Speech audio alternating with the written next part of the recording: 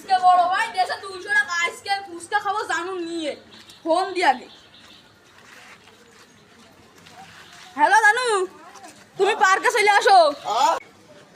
মাল আজকে টাকা নিয়ে এসেছি, ওর বাগাতেই হবে। বন্ধু ভালো আছো? তুমি ভালো আছো? হ্যাঁ,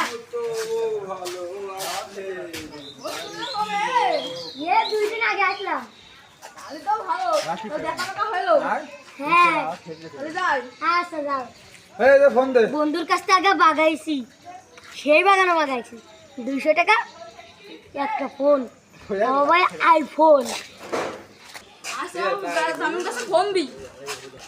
ফোন কই? আর টাকা কই? টাকা কিছু না, ফোন নাই।